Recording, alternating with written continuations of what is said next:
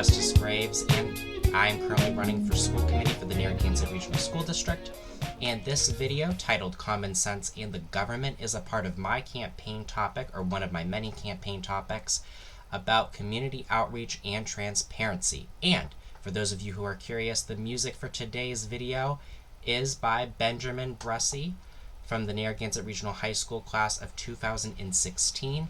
His SoundCloud is in the description below this video if you are interested in other work that he has done, and he typically goes by the artist's name Muscles Marinara. So there you go, here's a little bit of community for you today, and we are going to get right into it. So today I'm going to talk about something that seems impossible to discuss in general, which is common sense and the government. Now, this came up when I was getting signatures. I had accidentally said, how do you bring common sense to the government? Well, blah, blah, blah. This is kind of how you do it. And somebody had called me out on it. There was a bit of a discussion about that while I was getting signatures out and about. And I figured I would do a video on it because I think that this would bring some clarity as to the way that I think and how I approach situations. Because this is a very interesting topic. So most people hear common sense, the government, and they think, well, those two things can't really go together. And the short and quick answer to this is, it doesn't. It doesn't really go together, and it doesn't go together in the way that you think. The way that you get common sense in the government, and I'm not trying to make excuses on this, is you have to vote it into government. And this is why. Most people, what you have to understand about how government works is it's very procedurally based. There's a lot of rules, a lot of regulations. Even in your local town politics, there are certain things that different members of your elected official, different members who are on different elected committees or appointed to different committees or who are actually your elected officials, such as on the school committee or on the select boards, can't talk about certain things. And we are actually, in the next video on this topic, it's going to be about the open meeting law, which governs a lot of why certain things are not talked about in the community in the way that you would probably prefer when it comes to policy decisions or budgetary items. So with regards to this, because of that situation and because of how procedural the government is, a lot of things just don't make sense when you look at it from the outside in. And primarily that has to deal with a lot of redundancies that pop up, a lot of different restrictions. Again, can't talk about different policies that people are going to be that you may vote on if you are a government official.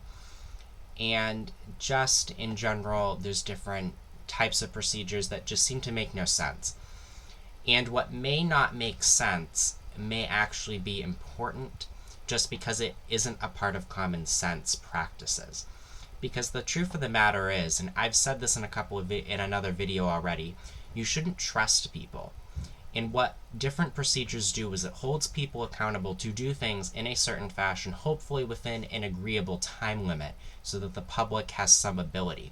This doesn't always go the way that people want. People abuse the system. This is very frequent.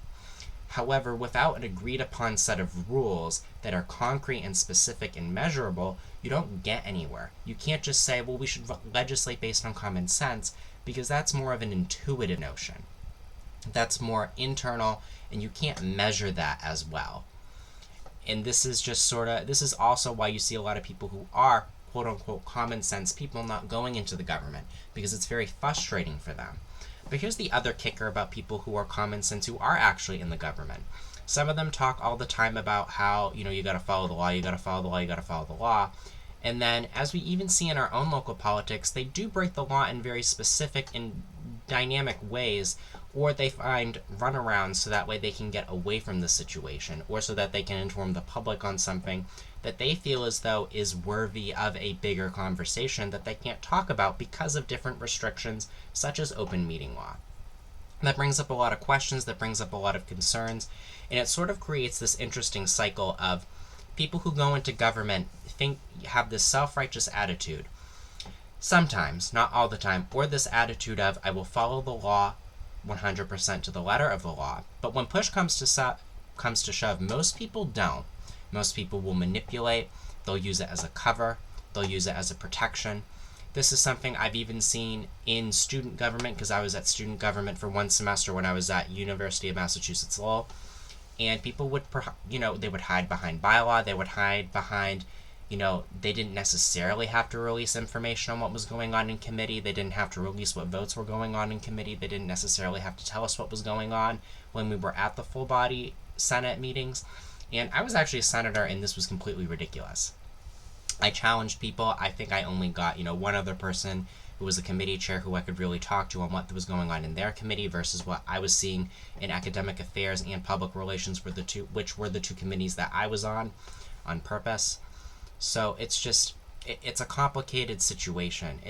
Not simply because of the dynamics and the laws at play, but because of people's egos that seem to overshadow the entire situation, and it's just a difficult conceptual issue to sort of wrap your head around. And we have like I said, we have members of the community that kind of break open meeting laws sometimes in order to explain certain things. We have people who don't follow certain procedural laws. We have certain people who, the list just goes on, violating different parts of Robert's rules, violating different parts of how the moderation process works. The list goes on. It's exhaustive. It's complicated. And most of the people, again, who champion that they are common sense, and even the people who champion that they are legally, they are the legal people who will do as they will, who will do as is the letter of the law, they abuse it. They overuse certain features, and that is something that we will go about in the more of the transparency part of the programming, not the programming, but on the campaign videos that I plan on doing. And also, laws, even though people like their laws and they like things to be followed letter to the law, I would also argue that there are situations where, and you have to understand, the law is not morally obligated to anything. You can put moral obligations into law if you can make it specific enough, such as the Civil Rights Act of 1964 is a great example of that, but you can't put all morality into law. And sometimes this becomes sort of an issue with the general public. So oftentimes the public thinks, oh, well, it's the law, so it's okay. But here's the deal.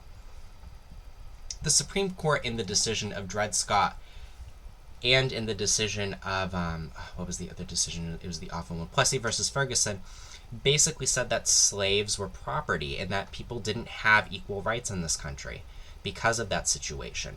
Now, we recorrected that with the decision of Brown versus Board of Education, and then flowing from that, the Lovingly case that allowed interracial marriage. But, and here's the deal, again, just because something was law at one point doesn't mean it is morally acceptable. Doesn't mean it is morally up to the highest standards that we would want. And it doesn't mean that we can bring it to the highest standards of morality. And this is sort of where it comes down to how common sense and the government interact. You can't legislate doing the right thing. It's extremely difficult. And the more we try and legislate that, the more rules we pile on, the more situations we pile on, the more things just don't work.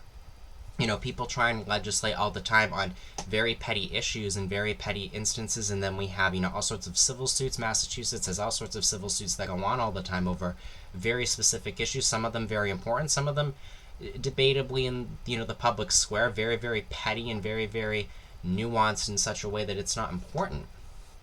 But what this ends up doing is creating an environment where we think that we can legislate the truth, and you can't. You have to actually vote for people who are willing to tell you what is going on, or who are willing to be as transparent as physically possible with you, and vote in that particular way with what you can see. Pretty words aren't going to get you what you want from the government. And in fact, with regards to this, I'm actually going to show a quote that I think sort of encompasses all of what I'm saying into a very neat package. Not perfectly neat, but I think in a decent package. And that is the Ronald Reagan quote from 1986, in the August of 1986, that says, "The 9 most terrifying words in the English language are, I'm from the government, and I'm here to help." And I want you to think about that for a minute.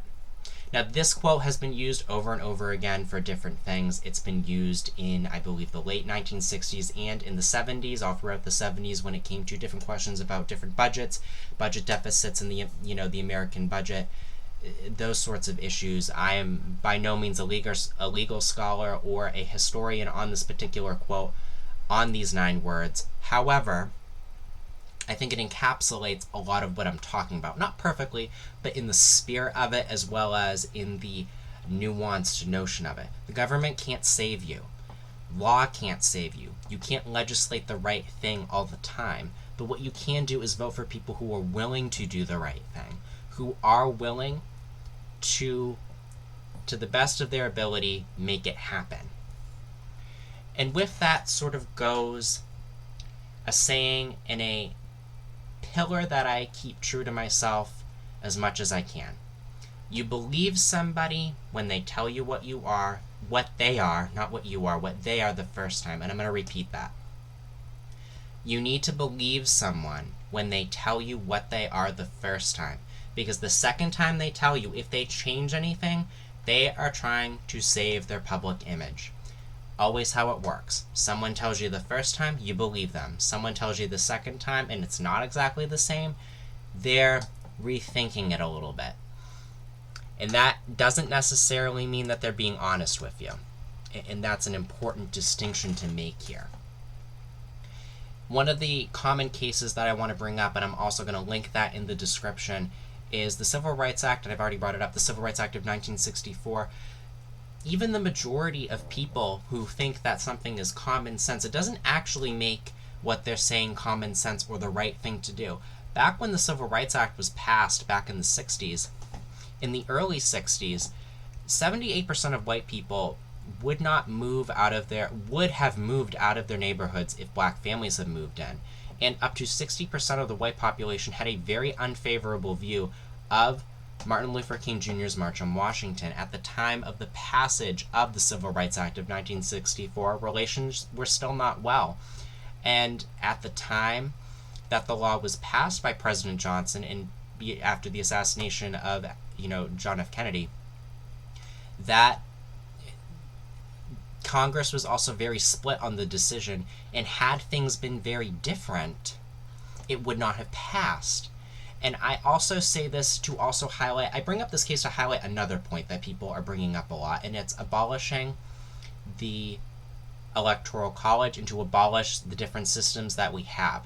Abolishing the Electoral College is not going to save us. In fact, it may hurt us a lot more than people realize. Because had the system of government, had the makeup of the government been ever so slightly different at the time of the passage of the Civil Rights Act of 1964, it would not have passed, and it would have been still debated probably for another few years to another decade after several more elections.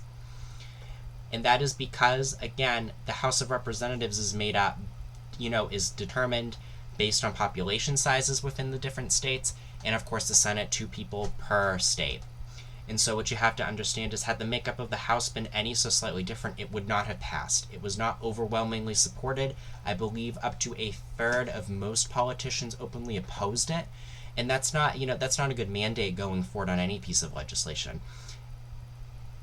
So it's just one of those situations. And this wasn't a Republican or Democrat issue. There were some political lines depending on which part of the country that you were in, because every state party had a different opinion on it.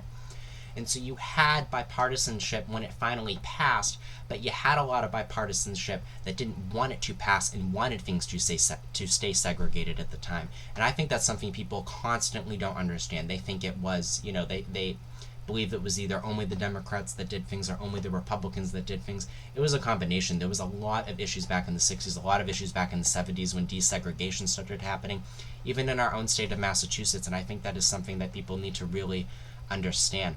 And understand that it took several decades for those particular statistics that I'm talking about from Gallup and that were highlighted.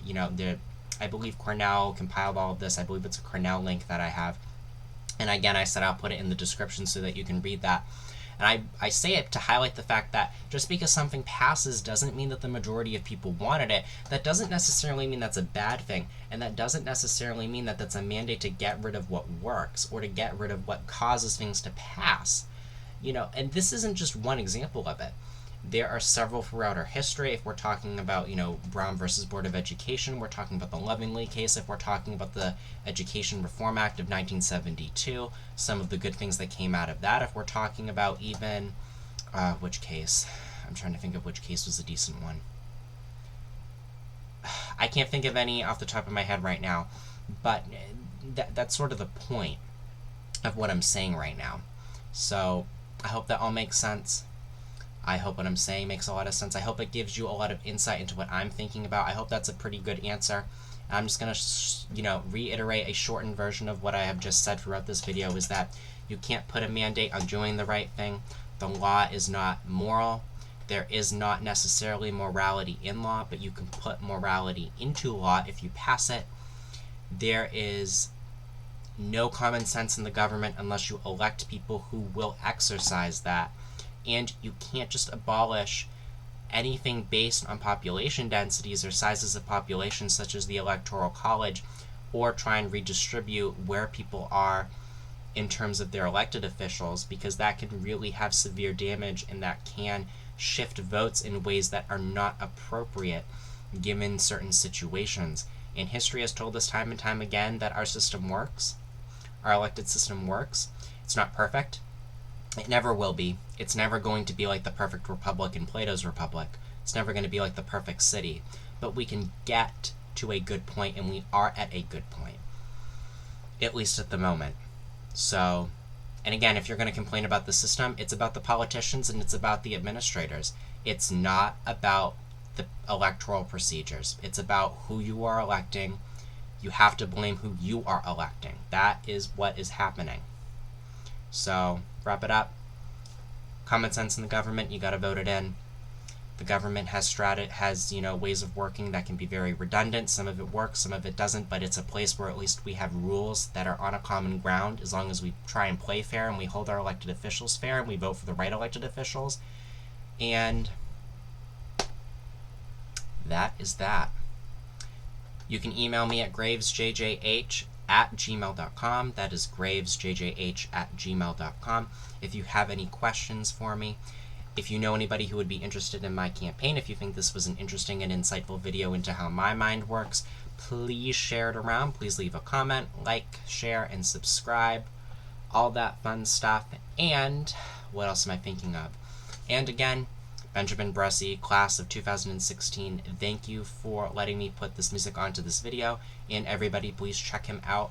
His SoundCloud, again, is in the description, linked in the description of